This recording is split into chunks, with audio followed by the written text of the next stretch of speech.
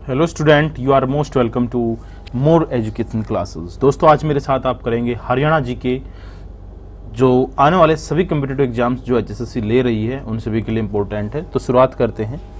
आप हमारे Telegram channel से भी जुड़ सकते हैं। आप टेलीग्राम पे रोहित मोर HRGK लिख के सर्च कर सकते हैं और वहाँ पर आपको PDF वगैरह और इस प्रकार वीडियो मिलती रहेंगी। जो HSSC या HPSC जो एग्जाम लेगी जिसमें हरियाणा पोर्शन आएगा वो हम इस ग्रुप में, इस चैनल में हम डालते रहेंगे। तो शुरुआत करते हैं इस महत्वपूर्ण वीडियो की। हरियाणा के कौन से स्थान पर एक 2800 मेगावाट का नया शक्ति संयंत्र लगाया जाएगा, ये इसमें पूछा गया है। तो वो कौन से स्थान पर लगाया जाएगा हरियाणा में? तो आपको 4 ऑप्शन दिए गए हैं। तो आंसर रहेगा आपका गोरखपुर। गोरखपुर के अंदर उसको जो है लगाया जाएगा।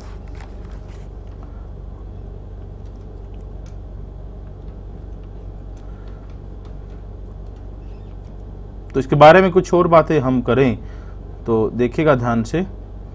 ये जो गोरखपुर के अंदर इसको जो है लगाया जाएगा, आपको बताएं ये हरियाणा का पहला परमाणु संयंत्र होगा। ये जो है परमाणु संयंत्र होगा, परमाणु संयंत्र फर्स्ट होगा ये हरियाणा का।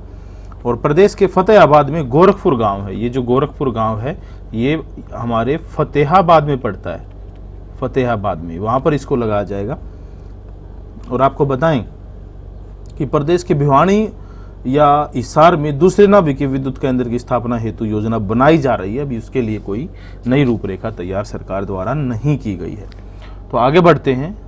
राष्ट्रीय जंतु अनुवांशिकी संस्थान या संसाधन ब्यूरो, राष्ट्रीय जंतु अनुवांशिकी संसाधन ब्यूरो स्थित है। तो कहां पर स्थित है? आपको इसका सही आंसर देते हैं। राष्ट्रीय जंतु अनुवांशिकी संसाधन ब्यूरो ये है करनाल के अंदर। आपका आंसर है बी, करनाल में ये जो है स्थापित है। 21 सितंबर 1984 में, 21 सितंबर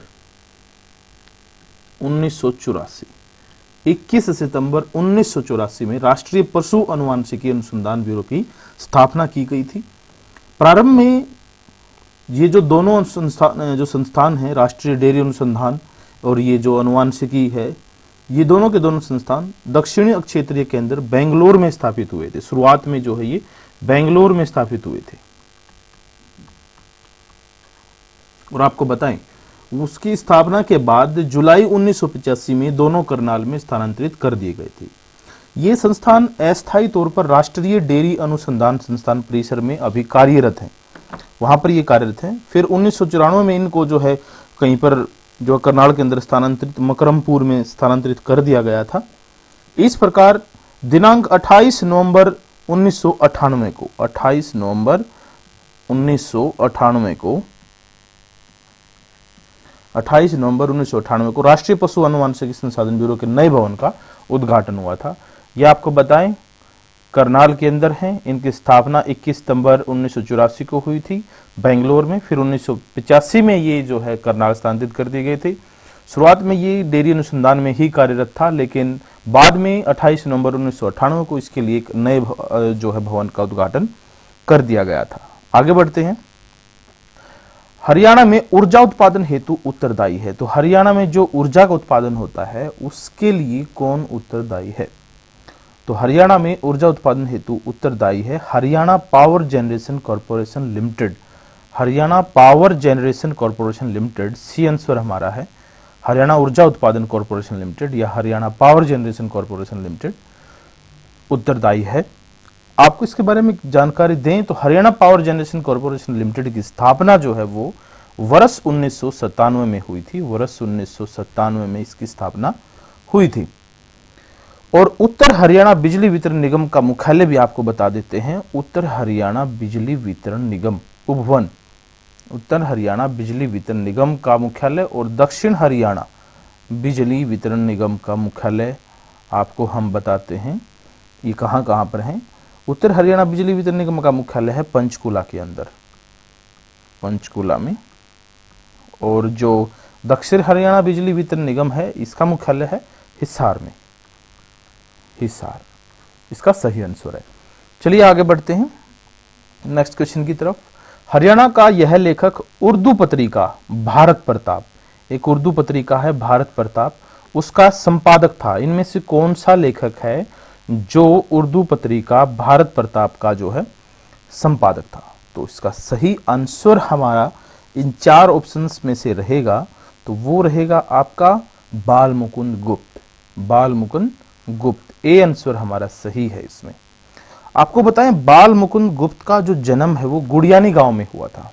बाल मुकुंद गुप्त का जो जन्म है वो गुड़ियानी गांव में हुआ था। और ये जो गुड़ियानी गांव पड़ता है ये रेवाड़ी में पड़ता है। गुड़ियानी गांव रेवाड़ी जिले के अंदर पड़ता है, इसे याद रखें आप। और हरियाणा में 14 नवंबर 1865 को ही हुआ था। 14 नवंबर 1865 को हुआ था। आपको बताएं, वर्ष 1886 में चुनार के उर्दू अखबार चुनार के 2 वर्षीय संपादक रहे थे। और अपने घर गुड़ियानी में रहकर मुरादाबाद की एक भारत प्रताप, जो ये उर्दू पत्रिका है, मासिक पत्रिका है, ये इसका इन्होंने संपादन किया था। चलिए आगे बढ़ते हैं नेक्स्ट क्वेश्चन की तरफ। हरियाणा के एक स्वतंत्रता सेनानी थे जो बाद में राज्य के मुख्यमंत्री बने। तो वो हरियाणा के एक स्वतंत्रता सेनानी जो बाद में राज्य के मुख्यमंत्री बने वो कौन थे? 4 ऑप्शन है, भला इन्हें कौन नहीं जानता। वो थे चौधरी देवीलाल, या ताऊ देवीलाल के नाम से भी इन्हें जाना जाता है। आपको बताएं, चौधरी देवीलाल, इनका जन्म जो है 25 सितंबर 1909 को हुआ था। 25 सितंबर 1909 को। अब क्या होगा स्टूडेंट, अब एचएसएससी के पास क्वेश्चंस नहीं है पूछने के लिए, अब वो इन्हीं चीजों पे उतरेंगे, वो इन्हीं जो ये जो जन्म है इन्हीं पे पूछेंगे, और यहाँ तक कि डेट भी वो पूछना शुरू करेंगे अभी।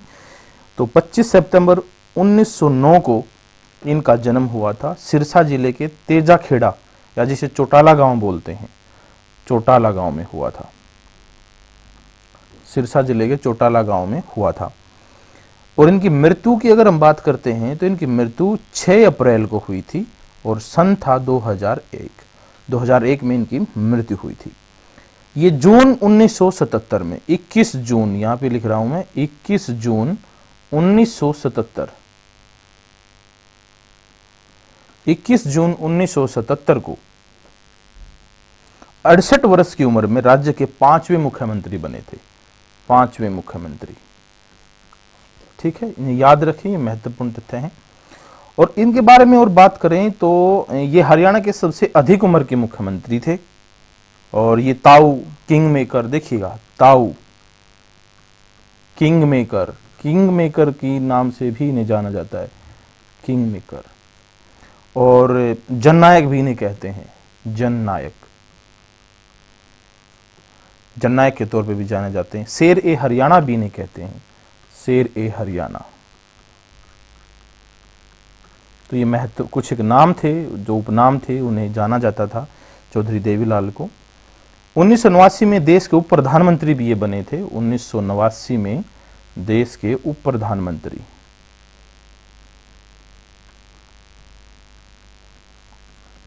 ताऊ देवीलाल बने थे।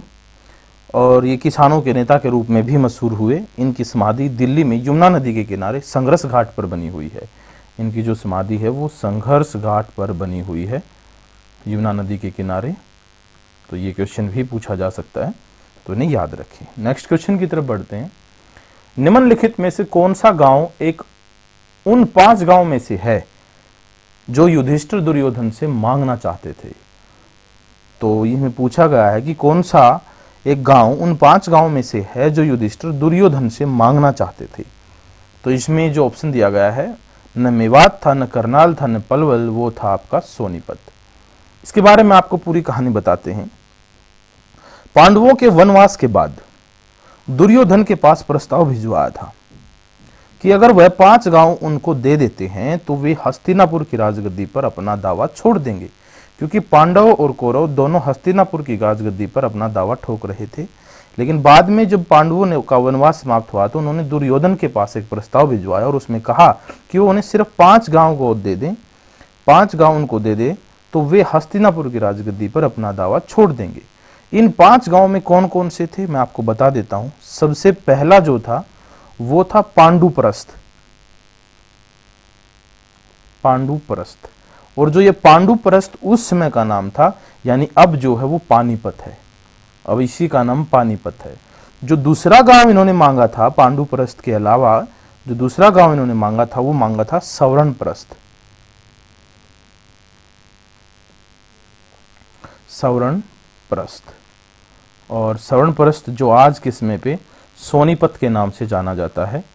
और तीसरा जो गांव इन्होंने मांगा था इंद्रप्रस्थ मांगा था, जिसे आप सभी जानते हैं इंद्रप्रस्थ, जो दिल्ली है इंद्रप्रस्थ, वो वर्तमान में दिल्ली में है इंद्रप्रस्थ, इसे याद रखें।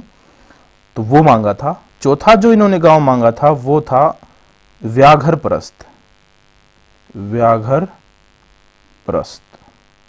तो व्याघ्रप्रस्थ जो था वर्तमान समय में बागपत के नाम से जाना जाता है, बागपत। और जो पांचवा गांव इन्होंने मांगा था ये जो पांडव थे इन्होंने, वो पांचवा गांव था तिलप्रस्थ, यहां पे लिख रहे हैं तिलप्रस्थ।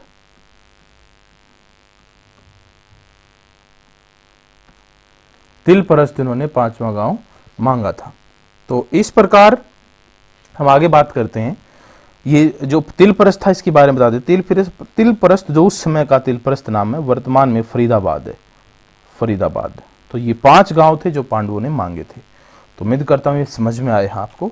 नेक्स्ट क्वेश्चन हमें दिया गया है, इस रक्षित क्षेत्र में दिल्ली पर्वतीय श्रेणी के अवशेषों में से एक उपस्थित है। तो ये पूछा गया कि इन जो ये रक्षित क्षेत्र हैं इनमें से किस में दिल्ली पर्वतीय श्रेणी के अवशेषों में से एक उपस्थित है, तो वो कौन सा है। इसमें 4 ऑप्शन इसमें हमें दिए गए हैं।